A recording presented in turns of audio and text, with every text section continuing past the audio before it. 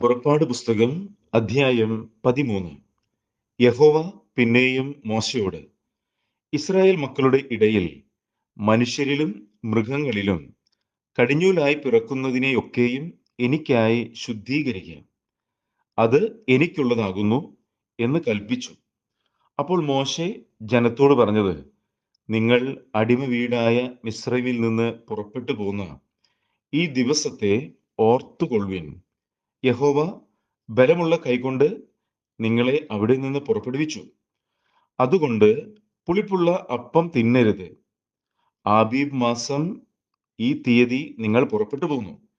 എന്നാൽ കനാന്യർ, ഹിത്യർ, അമോര്യർ, ഹിവ്യർ, യെബൂസ്യർ എന്നിവരുടെ ദേശമായി യഹോവ നിനക്ക് തരുമെന്ന് നിന്റെ പിതാക്കന്മാരോട് സത്യം ചെയ്തതും പാലും തേനും ഒഴുകുന്നതുമായ ദേശത്തേക്ക് നിന്നെ കൊണ്ടുചെന്ന ശേഷം നീ ഈ മാസത്തിൽ ഈ കർമ്മം ആചരിക്കണം.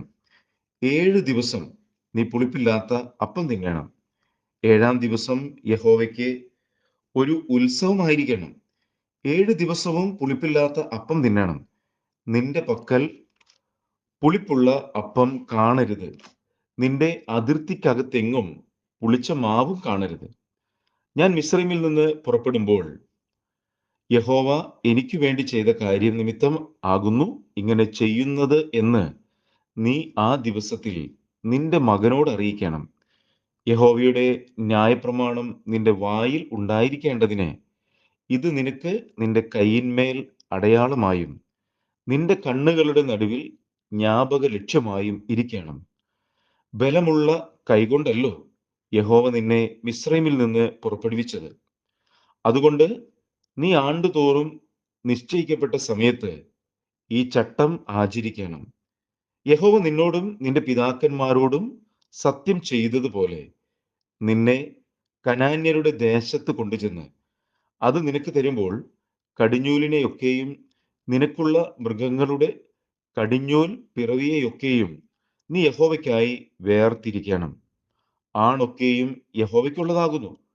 എന്നാൽ കഴുതയുടെ കടിഞ്ഞൂലിനെയൊക്കെയും ആട്ടിൻകുട്ടിയെ കൊണ്ട് വീണ്ടുകൊള്ളേണം.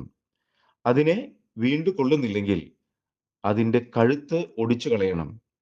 നിന്റെ പുത്രന്മാരിൽ ആദ്യജാതനെയൊക്കെയും നീ വീണ്ടുകൊള്ളേണം.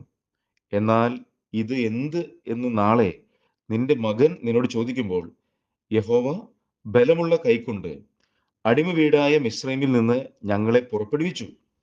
ഫറവോൻ കഠിനപ്പെട്ടു ഞങ്ങളെ വിട്ടയക്കാതിരുന്നപ്പോൾ യഹോവ മിസ്രൈം ദേശത്ത് മനുഷ്യന്റെ കടിഞ്ഞൂൽ മുതൽ മൃഗത്തിന്റെ കടിഞ്ഞൂൽ വരെയുള്ള കടിഞ്ഞൂൽ പിറവിയെയൊക്കെയും കൊന്നുകളഞ്ഞു. അതുകൊണ്ട് കടിഞ്ഞൂലായ ആണിനെയൊക്കെയും ഞാൻ യഹോവയ്ക്ക് യാഗമർപ്പിക്കുന്നു. എന്നാൽ എൻ്റെ മക്കളിൽ കടിഞ്ഞൂലിനെയൊക്കെയും ഞാൻ വീണ്ടുകൊള്ളുന്നു. ഇത് നിന്റെ കൈയിന്മേൽ അടയാളമായും നിന്റെ കണ്ണുകളുടെ നടുവിൽ നെറ്റിപ്പട്ടമായും ഇരിക്കണം. യഹോവ ഞങ്ങളെ ബലമുള്ള കൈകൊണ്ട് മിസ്രൈമിൽ നിന്ന് പുറപ്പെടുവിച്ചു എന്ന് നീ അവനോട് പറയണം.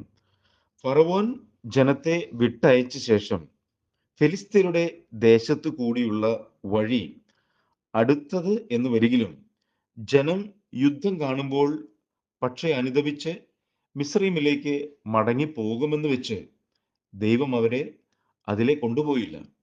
ചെങ്കടലിനരികെയുള്ള മരുഭൂമിയിൽ കൂടി ദൈവം ജനത്തെ ചുറ്റി നടത്തി. ഇസ്രായേൽ മക്കൾ മിസ്രൈം ദേശത്ത് നിന്ന് യുദ്ധസന്നദ്ധരായി പുറപ്പെട്ടു. മോശെ യോസഫിന്റെ അസ്ഥികളും എടുത്തുകൊണ്ടുപോന്നു. ദൈവം നിങ്ങളെ സന്ദർശിക്കും നിശ്ചയം.